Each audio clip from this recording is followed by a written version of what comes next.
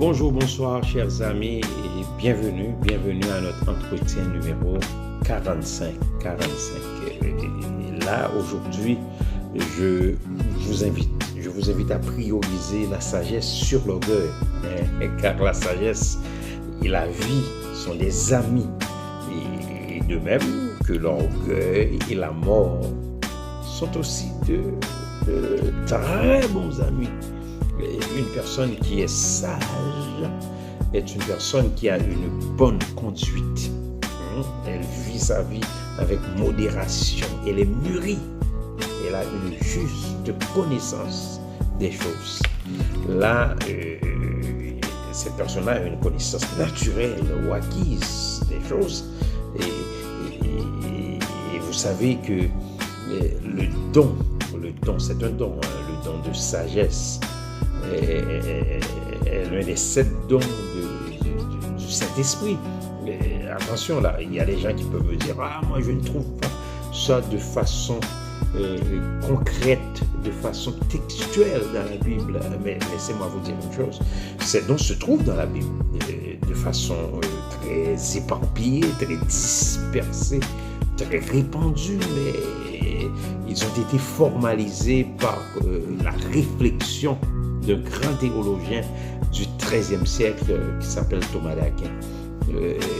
Ces 7 dons sont l'intelligence, qui est la capacité de comprendre les Écritures, la capacité de comprendre la parole de Dieu. Ensuite, il y a la science qui est la capacité à pouvoir reconnaître les œuvres de Dieu. Ensuite, la force pour pouvoir surmonter les épreuves. Le conseil pour pouvoir voir clairement et bien discerner les choses. Ensuite, il y a la piété pour pouvoir être proche des autres. Et la crainte pour pouvoir comprendre le sens de la grandeur de Dieu. Et finalement, la sagesse, ce concept qui nous intéresse, qui est ce pouvoir, le pouvoir de goûter la présence de Dieu pour pouvoir vivre dans la persévérance, dans l'épreuve et dans le courage. Chers amis et frères, la sagesse et la vie sont des amis. Moïse, le prophète, celui qui était le libérateur du peuple d'Israël, il a écrit le premier psaume de la Bible. Le psaume 90 au verset 12 déclare enseigne-nous à bien compter, à bien calculer, à bien estimer nos jours, afin que nous appliquions notre cœur à la sagesse. Cela revient à dire que si nous appliquons notre cœur à la sagesse, nous allons vivre notre vie de façon plus rationnelle, de façon plus prudente, plus sensée, plus logique, plus raisonnable. Si nous appliquons notre cœur à la sagesse, nous allons savoir que nos jours sont comptés.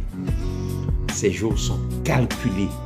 Nous allons savoir que la vie passe vite et nous nous envolons. La vie fleurit le matin et elle passe. On la coupe le soir et elle sèche.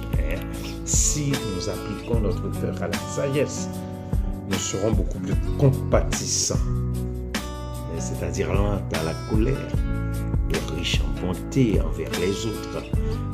Nous allons traiter les autres avec beaucoup plus d'amour et de tendresse, avec beaucoup plus de tolérance et beaucoup moins d'indifférence.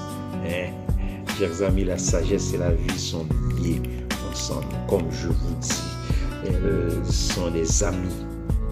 Mais l'orgueilleux, c'est-à-dire celui qui possède une opinion trop avantageuse de lui-même, celui qui méprise les autres, l'arrogant, le dédaigneux, l'hautain, le présomptueux, l'insolent, le vaniteux, celui-là doit savoir que l'orgueil et la mort sont aussi de très bons amis.